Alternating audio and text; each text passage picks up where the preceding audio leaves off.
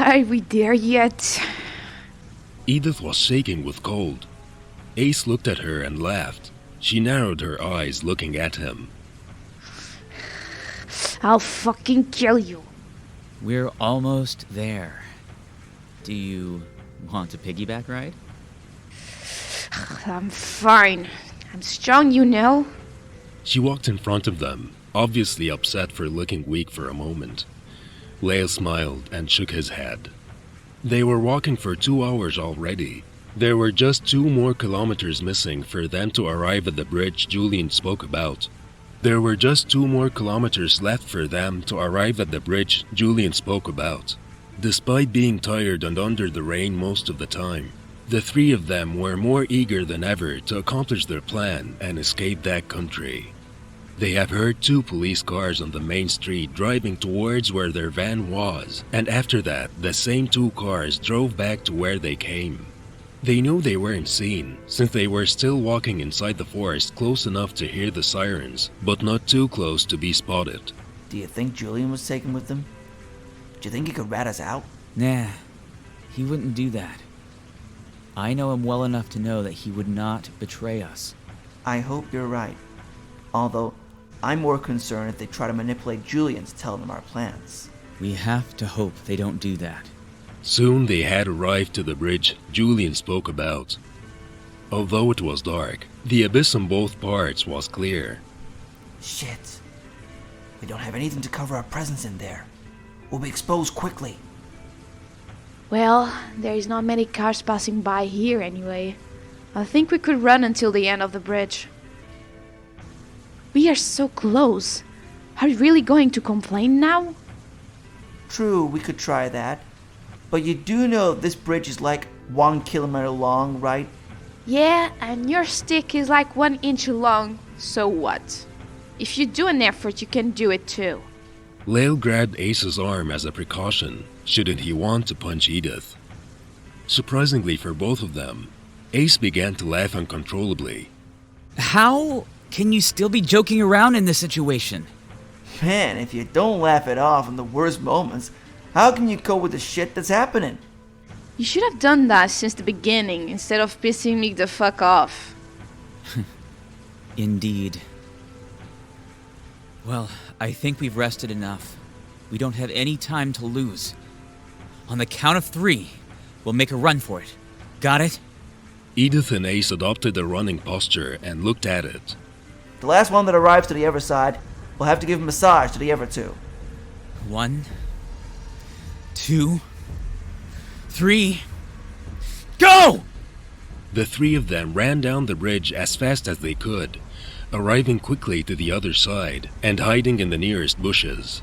Ace arrived first, and then Lael, leaving Edath for last.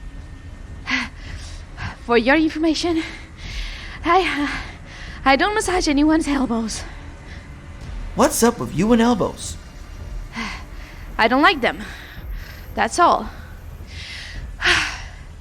Don't you think it's weird? We didn't see any car. It is, considering this is a national road, but I believe it's around 4 or 5 in the morning on a Tuesday. So I'm guessing that's still normal that we don't see any cars. Anyway, the meetup spot seems to be down there already, as Julian mentioned.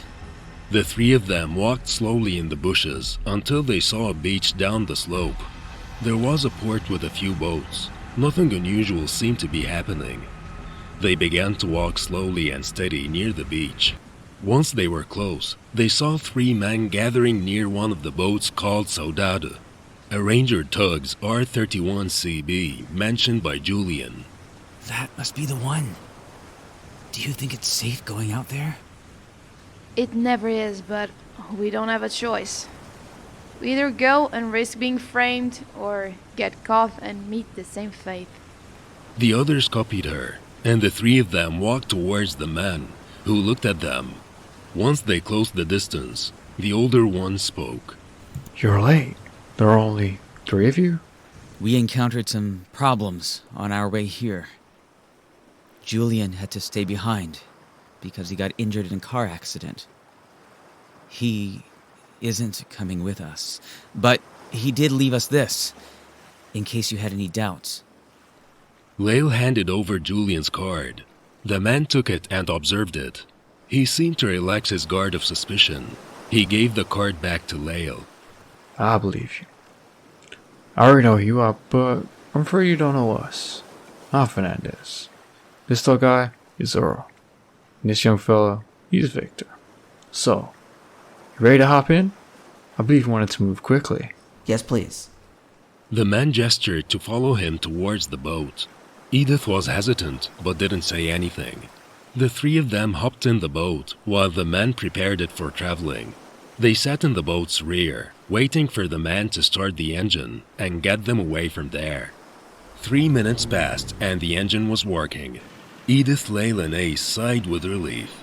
They would finally be off to their island. The boat began to move forward, moving just a few inches first, and then moving faster. Hold yourselves tight or get inside. This boat will move faster, and we don't want to lose our crew.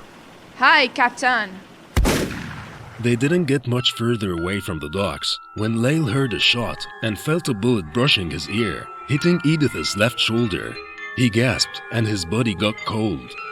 He quickly snapped out of it and rushed towards her, although she had lost her balance and fell off the boat. Lael clicked his tongue and without thinking twice, he jumped off the boat, almost stopped by a shocked Ace, who took shelter after another multiple shots. Hey! Stop the boat! We're under attack and our mates fell off! He looked at the deck after the shots halted. He noticed many cubs had suddenly appeared, and one of the boats that was parked had someone holding a rifle. If he didn't take cover, he would be killed. The boat began to move faster and further away from where Lael and Edath fell off. Surprisingly, no serious damage was done to the boat. Ace rushed towards the inside where the three men were, and as soon as he got inside, Errol pointed a gun towards his head. Can't believe we only got one. Well, better one than none, but still, giving away to those cops, that wasn't our aim. What? We're bounty hunters, and you have a price on your head. We want the money, honey. The price, it's already quite high, so if you do resist, we won't have a problem to hand you in dead. Fucking sellouts. Did Julian frame us? Poor Julian, he didn't know a thing. He was always quite dumb, so he trusted us for this situation. Ace clicked his tongue. He was already too far from the shore to risk jumping to the sea and swim towards Lael and Edath. Either way, he was trapped. He took a deep breath and sat on the floor like it was nothing. You always manage to get away with situations like these. You can't break down now, or it'll be the death of you. Ace could only hope to come up with a plan as soon as he arrived to his destination. He also hoped Edath and Lael would survive.